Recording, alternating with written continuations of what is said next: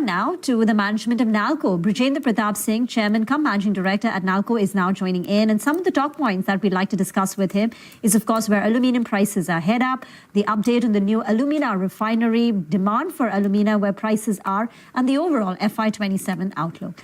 Thank you very much, sir, for joining in. This is Rima here. But let me begin with where aluminium itself is headed.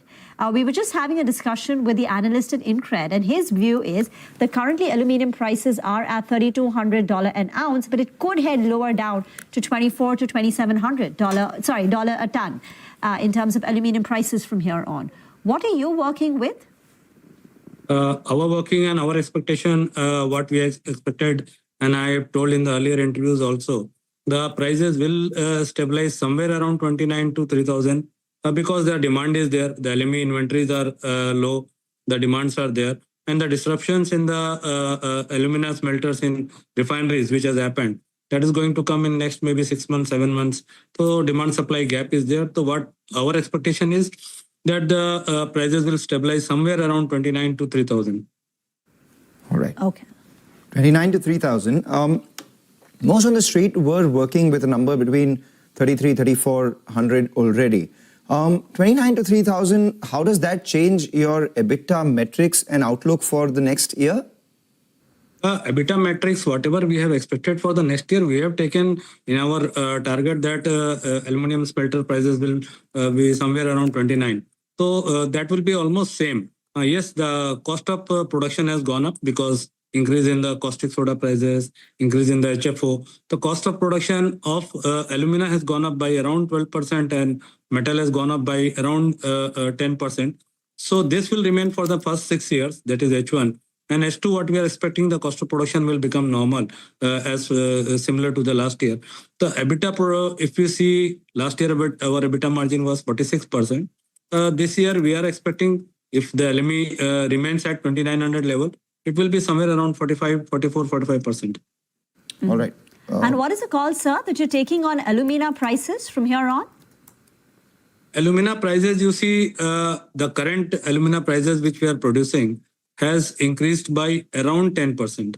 Our alumina prices has affected by caustic soda prices. The caustic soda prices has gone up by around 5,000 rupees. So that has increased the prices of alumina. So not much, but around 10% increase is there.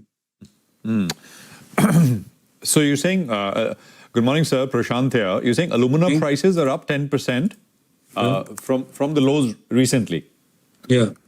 And as aluminum prices drop off to $2,900 or so, the gap between alumina and aluminum, which is at a historic low, that also perhaps should correct to more normalized levels. Yes, alumina, even metal prices has gone up. The metal prices also increased by around 15 to 20,000, 15,000 because of the increase in the alumina prices, increase in the CP coke, increase in the CT pitch, aluminum fluoride prices have increased. The fuel prices, that is HFO prices, have increased. So metal prices has also increased by around 10 to 12%. So the increase is there, but this is there for H1. What we are expecting in H2, the prices will come down and it will normalize to the last year levels. I see. And you said that overall for FY27, with the cost normalization in second half, EBITDA, you said EBITDA margins should be EBITDA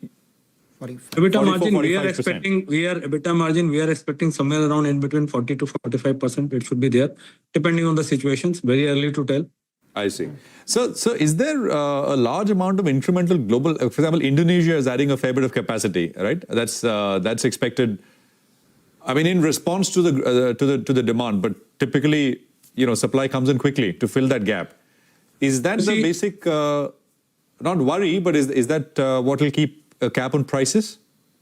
You see, alumina there is a pressure on the prices of alumina.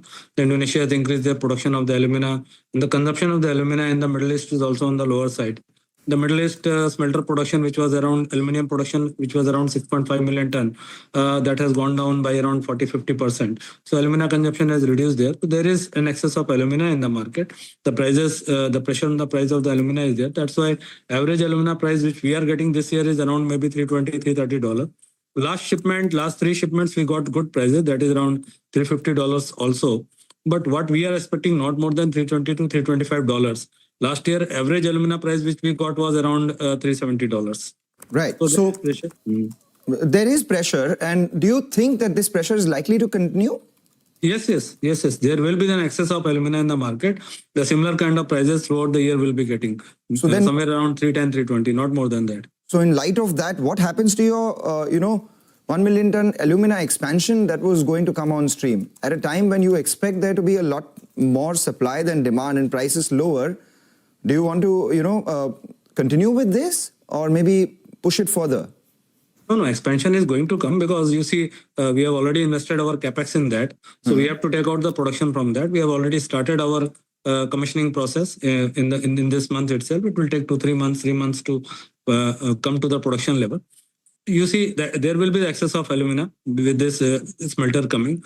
What we are thinking is to increase our presence in the domestic market, increase our facilities so that in the domestic market, in 24-25, we sold only 30,000. Last year, we sold around 130,000 in the domestic market. This year, we are planning around 250,000 in the domestic market.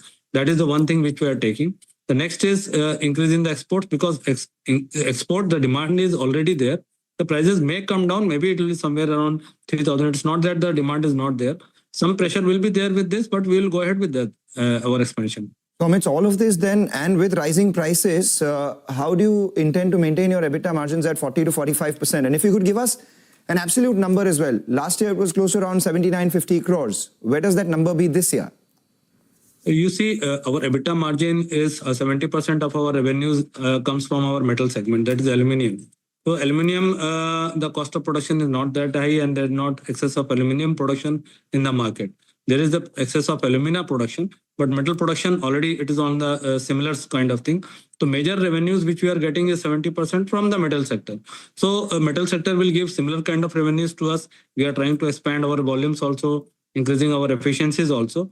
Slight reduction from alumina sector will be there, but since the increase in volume will be there, so the increase in the volume will be giving us the benefit, and the new refinery which is coming, the cost of production there will be on the lower side. The caustic soda consumption will be less, the manpower cost will be less. So overall, we will be seeing some increase in revenues, and that will help in increasing our margins. Could you quantify that? On an absolute basis, last year you did about 7,900 crores in EBITDA, 7,930. How much will it be this year? And on a revenue basis as well, net, what is the revenue growth expectation that you have from last year? Last year, our revenue was around revenue from operation around 17,700.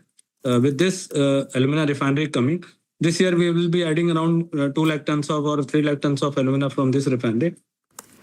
From next financial year onwards, it will come to the full capacity. So what we are seeing is somewhere around 1,000 rupees growth in the revenues will be there from there. So somewhere around 19,000 will be reaching. And Okay. And sir, on the captive coal, how much? I think last year, the captive coal that you all managed consume was about 4 million tons. For this year, what is the number that you're working with? Captive coal last year was 4 million ton. This year we are planning 4.8 million ton because as per norms, we can increase by 20%. That's why we are planning 4.8 million ton this year. all right, so 19,000 crore revenue, 40-45% EBITDA gives you a range of anywhere between 7,700 to about 8,500 crores. You are because you see in the Q1 we have got better revenues. Q1 we will be ending with the better revenues. We have got on an average 3,500 LME prices we have got. So revenues in the Q1 will support us. So we are expecting if the prices of metal remain somewhere around 2,900 to 3,000, our revenue should go to the 19,000 level.